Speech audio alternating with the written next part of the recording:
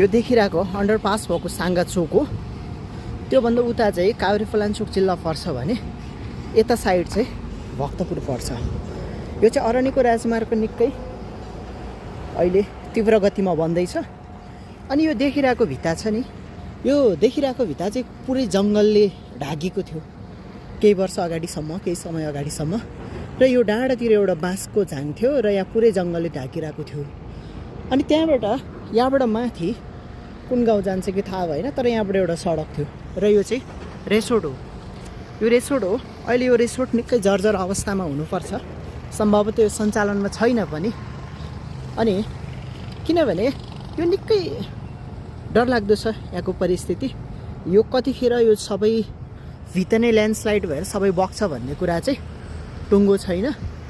अनि त्यही भएर अहिले चाहिँ पुरै बन्द छ। हामी यहाँ आइसकेपछि हामी यहाँबाट माथि छिर्न सक्छौँ। सम्भवतः त्यसको मुनितिर पुरै जर्जर भएर फुटिरहेको होला। यहाँतिरको केही बस्तीहरूलाई चाहिँ हामी यहाँबाट माथि जान सक्छौँ। त्यो बस्तीहरूलाई चाहिँ केही हदसम्म चाहिँ अप्ठ्यारो अर्थात् फ्रिजाइल कन्डिसन क्रिएट भएको देखिन्छ।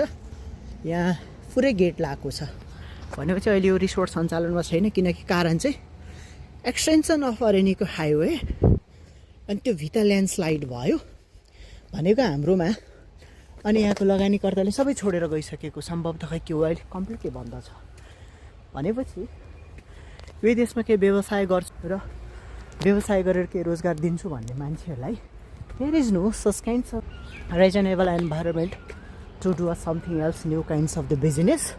यस्तो छ ठाउँहरू के नि बनाउँदो रहेछ। त्यो छेउको चाहिँ रेसोर्ट हो ल। त्यो माथि देखिरहेको घर सबै रेसोर्ट हो, जुन मैले तलबाट दृश्य कैद गरेको थियो। यसकै उतापट्टि पर्छ र कम्प्लिटली पुरै त्यो सडकहरू चाहिँ बिस्तारले गर्दा वरिपरि पुरै चिरा परेको छ। म तपाईँलाई अर्को साइडबाट पनि देखाउँछु। यो चाहिँ यता साइडको भयो। Next side I will so. यहाँ किसानहरू बारीमा खेतमा व्यस्त हुनुहुन्छ हैन। यो चाहिँ ट्रेडिसनल एउटा मेथड हो, ढोट भन्छ हाम्रोतिर चाहिँ। योहरूलाई अर्थात् केही बाँकी परालहरूलाई बारीको छेउमा लगेर आगो लायो भने यसले चाहिँ मलको काम गर्छ भन्थ्यो। ट्याक्कै त्यही भइरहेछ यहाँ। यस्तो छ परिस्थिति। पराल खाँदैछन् बिचरा। यो चाहिँ अर्को साइड हो। यो झ्याङै झ्याङ छ। यहाँबाट माथि गएर अलिकति तर स्कुटी आइरहेको ठाउँबाट गइसकेपछि हामी सस्पेन्सन ब्रिजमा पुग्छौँ। भक्तपुरै हुनुपर्छ। त्यस्तो छ सहर। यस्तो देखिरहेको छ। अगाडिको ठाउँबाट मैले थिएँ।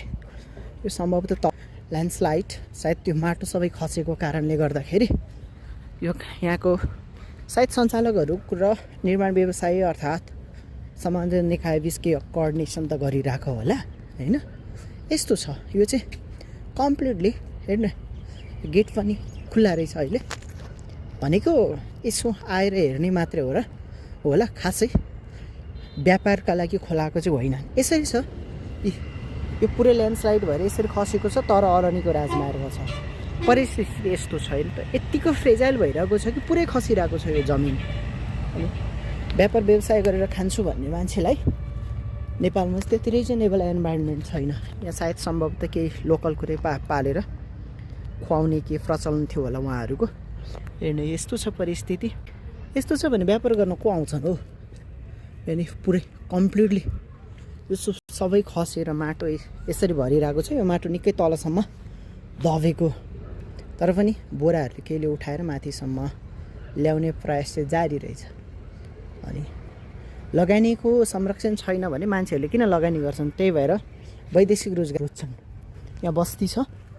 यस्तो छ। यहाँ निकै सरसफाइ चाहिँ चिटिक्कै गरेर राखेको छ। यस्तो छ परिस्थिति। यहाँ म भित्रसम्म छिरेन होइन, उहाँहरूको के होला अन्तै। यस्तो छ परिस्थिति। यो माथि साङ्गे डाँडाभन्दा हामी काठमाडौँतिर छिर्दाको लेफ्ट साइडको माथि डाँडामा देख्ने रिसोर्ट हो। यस्तो छ परिस्थिति। यो सबै पुरै भित्तै खसेको छ क्या डरलाग्दो तरिकाले। पहिला चाहिँ तर निकै ठुलो जङ्गल, बाक्लो जङ्गल जस्तो थियो यहाँ। अहिले चाहिँ यस्तो छ। पर शिव मन्दिर देखिरहेको छ भने हामी त्यही मन्दिरमा भक्तपुरबाट आइसकेपछि तल त्यहाँबाट त्यहाँ पर गएर हामी त्यो मन्दिरमा जान सक्छौँ. This one is suspension bridge. It was built off during the COVID time. People are coming and going. People are enjoy here, and some people are there. Some of the photographers are taking the photos with reasonable costs. People are coming middle of the suspension bridge and taking the video as well as whatever else they like. Existing situations of the Bhaktapur is like this. सम्भवतः त्यो काठमाडौँतिर निकै पानी परेको हुनसक्छ, हुनुपर्छ. यहाँ पनि पानी थोरै छिटिरहेको छ. It is the one of the eastern corridor of the Kathmandu Valley, from where people are coming and going. One of the imperative corridor to do a trek out of Kathmandu Valley. यो ancient समयमा चाहिँ त्यस्तो थियो अरे. अहिले चाहिँ काठमाडौँ के अरे अहिले भक्तपुरभित्र निकै पिटा भत्ताहरूकोले गर्दाखेरि चाहिँ यो आकाश थोरै फोहोर देखिएको हो कि जस्तो लाग्छ.